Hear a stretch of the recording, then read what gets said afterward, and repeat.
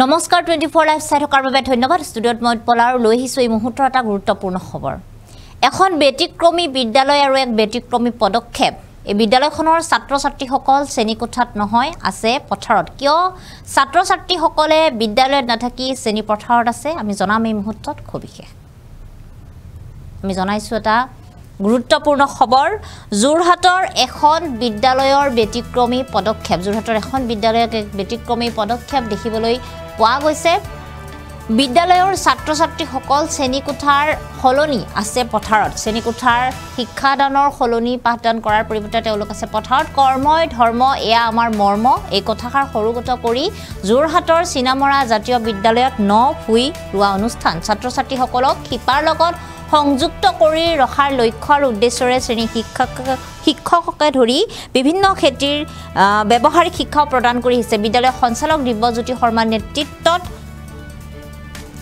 বিদ্যালয়ৰ প্ৰায় শতাধিক ছাত্ৰ-ছাত্ৰীয়ে এই অনুষ্ঠানত অংশগ্ৰহণ কৰিছে আৰু যোৰহাট চিনামৰা জাতীয় বিদ্যালয়ৰ এই পদক্ষেপক বিভিন্নজনে ভূয়সী প্ৰশংসা কৰিছে ভূয়সী প্ৰশংসা লাভ কৰিছে এতিয়া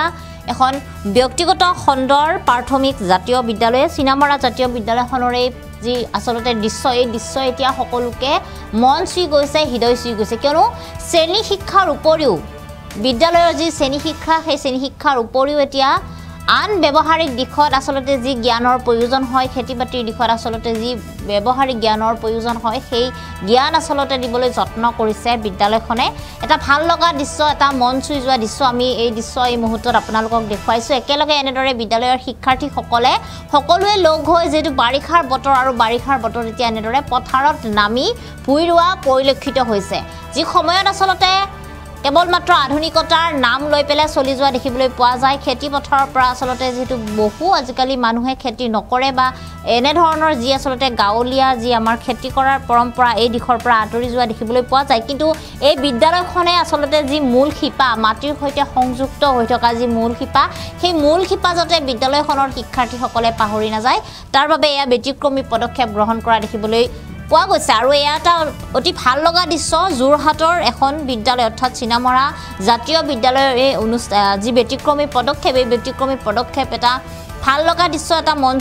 মন চুই যোৱা দৃশ্য আৰু এই দৃশ্যকেতিয়া সকলোৱে যি দেখিছে সকলোৱে একেলগে ভূয়সী প্ৰশংসা কৰা পৰিলক্ষিত হৈছে বিদ্যালয়ৰ ছাত্ৰ-ছাত্ৰীসকলক শ্ৰেণী শিক্ষাৰ উপৰিও এনেদৰে পাঠদান কৰা হৈছে বা যি আসলতে শ্ৰেণী শিক্ষাত পাঠদান কৰা হয় সেই পাঠদানৰ উপৰিও এতিয়া এনেদৰে পথাৰত লৈ যোৱা দেখিবলৈ পোৱা গৈছে কৰ্মই ধৰ্ম এয়া আমাৰ মৰ্ম এই কথাষাৰ সৰুগত কৰি যোৰহাটৰ চিনামৰাৰ জাতীয় বিদ্যালয়ৰ যিসকল শিক্ষাৰ্থী সেই শিক্ষাৰ্থীসকলক ভুই অনুষ্ঠান এনেদৰে পাতি দিয়া পৰিলক্ষিত হৈছে বিদ্যালয়ৰ সঞ্চালক দিব্যজ্যোতি শৰ্মাৰ নেতৃত্বত বিদ্যালয়ৰ প্ৰায় শতাধিক ছাত্ৰ-ছাত্ৰীয়ে শিক্ষাৰ্থীসকলৰ লগতে স্কুলৰ যি সকল শিক্ষক সেই সকলেও এই অনুষ্ঠানত যোগদান কৰিছে আৰু সকলোৱে আসলতে এনেদৰে এতিয়া ভুই ৰোৱা অনুষ্ঠানত একেলগে নামি যোৱা পৰিলক্ষিত হৈছে আৰু বিভিন্ন খেতি আসলতে বতৰ অনুযায়ী যি বিভিন্ন খেতি কৰা হয় সেই সকলো খেতিৰ ওপৰত এনেদৰে জ্ঞান বা বিভিন্ন ধৰণে তেওঁলোকক শিক্ষা দিয়া পৰিলক্ষিত হৈছে বিভিন্ন খেতিৰ ব্যৱহাৰিক শিক্ষা দি আহিছে চিনামৰা জাতীয় বিদ্যালয়খনে বহু দিনৰ প্ৰায় ছাত্ৰ-ছাত্ৰীসকলক মূল শিপাৰ সৈতে সংযুক্ত কৰি ৰখাৰ উদ্দেশ্যে এনে ধৰণৰ শিক্ষা প্ৰদান কৰি আহিছে আৰু বিগত বৰ্ষৰ দৰে এইবেলিও খেতিৰ ভুই অনুষ্ঠান অনুষ্ঠিত হৈছে আৰু আমি জনাইছোৱে যে দিব্যজ্যোতি শৰ্মা বিদ্যালয়ৰ সঞ্চালক দিব্যজ্যোতি শৰ্মাৰ নেতৃত্বত এই অনুষ্ঠানত অংশগ্ৰহণ কৰিছে বিদ্যালয়ৰ ছাত্ৰ-ছাত্ৰীসকলে ব্যৱহাৰিক দিশৰ জ্ঞান লাভ কৰাৰ উপৰিও খেতি-বাতিৰ যি মাদকতা সেই মাদকতাও লাভ কৰিছে বিদ্যালয়ৰ শিক্ষাৰ্থীসকলে আৰু এই যি আসলতে পদক্ষেপ এই পদক্ষেপক এতিয়া বিভিন্নজনে একেলগে ভূয়সী প্ৰশংসা কৰাও পৰিলক্ষিত হৈছে আৰু এই মুহূৰ্তত আমাৰ হাতত কিছু মন্তব্য আছে সেই মন্তব্য আমি আপোনালোকক শুনাইছোঁ প্ৰত্যেকবাৰে আগতে আমাৰ দাদা বাইদেউহঁতেও মানে এনেদৰে ভুই ৰুইছে বা ধান কাটিছে মই ভাবোঁ যে প্ৰত্যেকখন বিদ্যালয়তে এনেকুৱা এটা পৰম্পৰা থাকিব লাগে তেতিয়াহ'লে আমাৰ আমি অসম হৈছে এখন কৃষিমাতৃক ৰাজ্য তেতিয়া মানে প্ৰত্যেকে সেই কৃষিৰ কথা জানিব পাৰিব আৰু আমাৰ বিদ্যালয়তে যাতে প্ৰত্যেকখন বিদ্যালয়তে এই ব্যৱস্থাটো কৰে সেইটো মই অনুৰোধ জনাইছোঁ আমাৰ আনকি অষ্টম শ্ৰেণীত কৃষিৰ শ্ৰেণীও আছিলে তাৰ পৰা আমি বহুত কথা জানিব পাৰিলোঁ আৰু খেতি কৰাটো আমাৰ নতুন প্ৰজন্মই জানিব লাগিব যে খেতি কৰাটো কোনো লাজৰ কথা নহয় আজিকালি বহুতে ভাবে যে খেতি কৰাটো লাজৰ কথা কিন্তু নহয় আমি খেতি কৰিলেহে খাবলৈ পাম আৰু সেইটো কাৰণে আমি সকলোৱে খেতি কৰাটো জানিব লাগিব আৰু আমি খাদ্য বস্তু আসলে বহুতে নষ্ট কৰে আমি সেই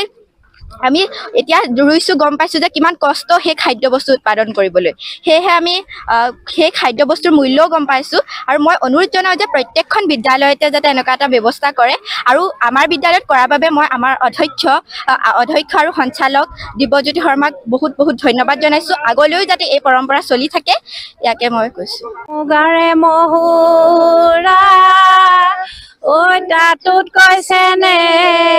হৰৈ মাকো তাতোত কৈছে নে হৰ আমাৰে খেতি ঐ নেপাতি কেনে গৈ থাকো অসম এখন কৃষি প্ৰধান ৰাজ্য আৰু আমিও সেইকাৰণে এই চিনামৰা জাতীয় বিদ্যালয়ত পৰম্পৰা হিচাপে 2005 চনৰ পৰা ইয়াত খেতি কৰি থকা হৈছে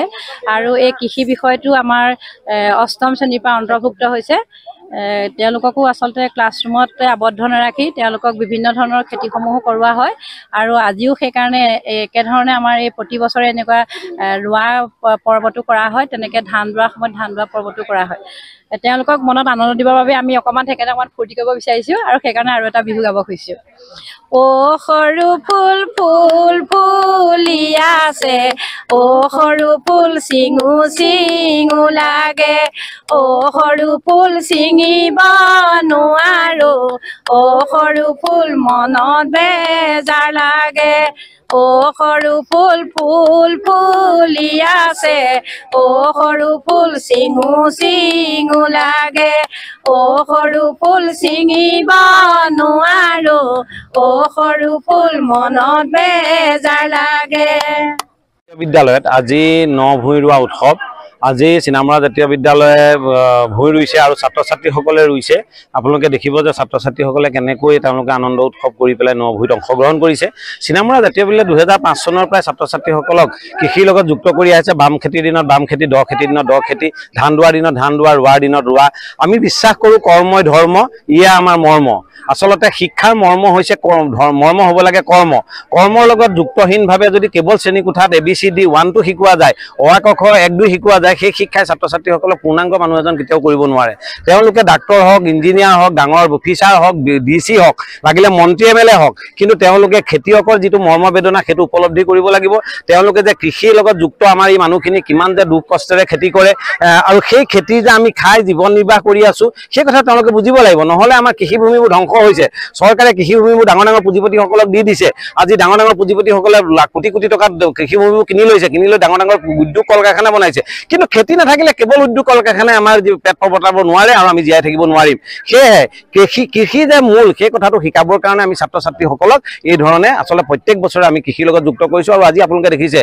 ছোৱালীসকলে ৰুইছে ল'ৰাবোৰে কঠীয়া বুলাইছে আলি দিছে তেওঁলোকে কিমান ধুনীয়াকৈ কাম কৰিছে এতিয়া গৰম বন্ধ এই গৰম বন্ধটো আমি তেওঁলোকক মাতিছোঁ আৰু তেওঁলোকে আজি ভূঁই ৰুবলৈ তেওঁলোকে আহিছে কোনোবা ইউনিফৰ্ম পিন্ধি আহিছে কোনোবা ইউনিফৰ্ম নিপিন্ধাকৈ আহিছে এইটোৱে আমাৰ শিক্ষক শিক্ষয়িত্ৰীসকল আহিছে তো তেওঁলোকে মাত্ৰ আজি আজি ৰুই শেষেই কৰিব